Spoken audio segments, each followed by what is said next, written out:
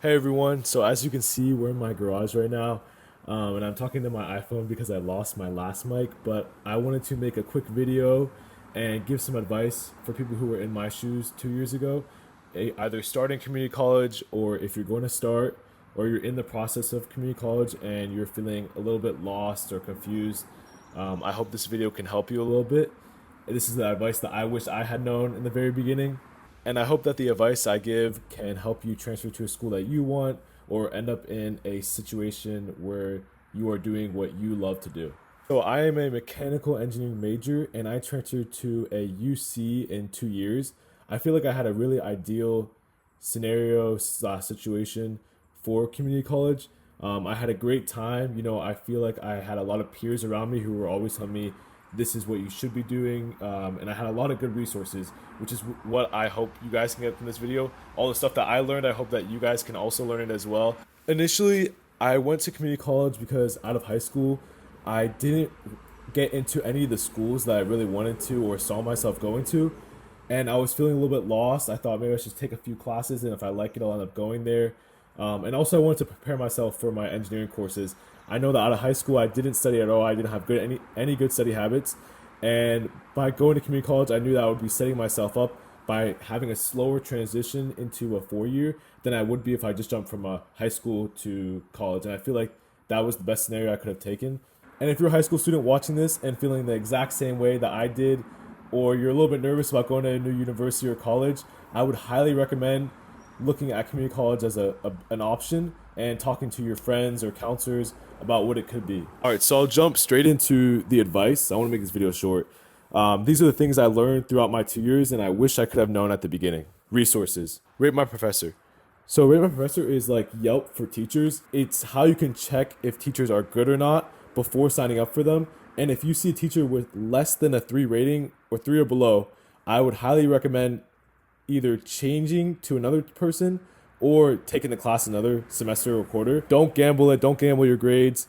But there has to be valid reasons. Rate Professor has a double-edged sword because a lot of the times, and you will see this quite often, some students who did not do so well in the class or feel like they were wronged will just immediately after the semester and go to Rate Professor and put like 5 bad reviews, and this brings down the professor's rating.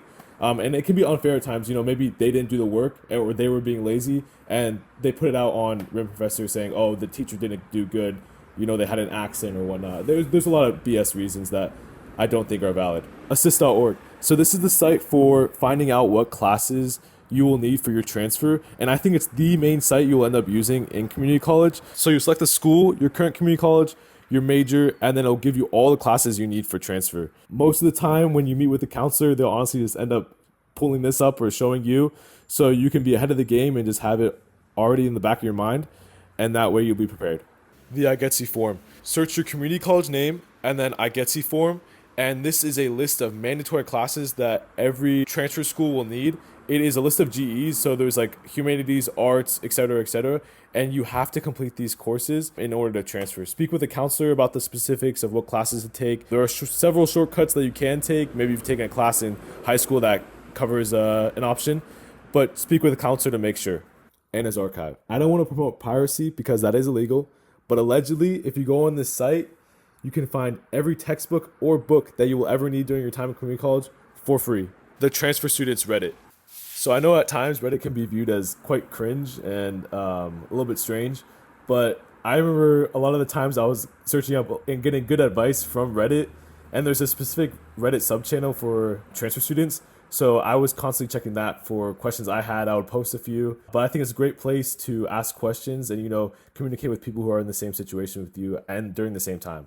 And overall, Reddit in general is just super informative at times. My second piece of advice is to organize everything. Make an Excel sheet on the first day of community college or a couple weeks before you start community college about the classes you'll need for your major, and do progress reports every quarter or semester to make sure you're on the right path. It's so easy to get lost if you don't hold yourself accountable to staying on top of things and making sure you're in check. That it happened to me so often. I wish I had known earlier.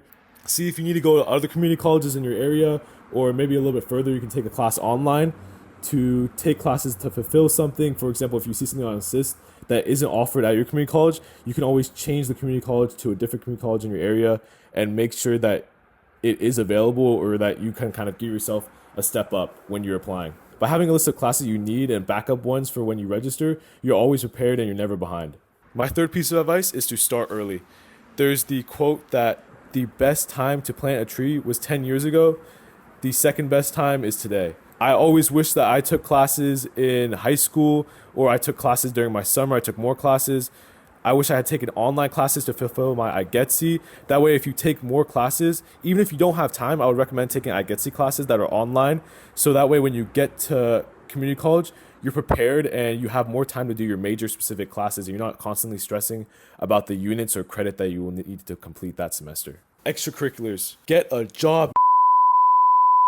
In all seriousness though, extracurriculars are a big part of your application, and it's an even bigger part of your life.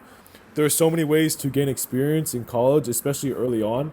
And I know there are a lot of opportunities just designed for community college students that your college will probably offer you. Please just network to people in your industry, cold email or call for internships, apply to jobs, whether they're retail or related to your major, save money, join clubs, apply to every program that you can. Extracurriculars, in my opinion, are the second most important thing in your college applications. But don't just do an extracurricular just for your college application. Do an extracurricular because you love to do it. That way you're not hating your life, you're not miserable, you're just doing what you want to do. Draft your essays early. Just start. I waited till the last minute and it came out horrible. It didn't come out horrible. I'll drop my essays in the description below. But I always wish I started earlier. As soon as you have some experience, honestly, just start drafting.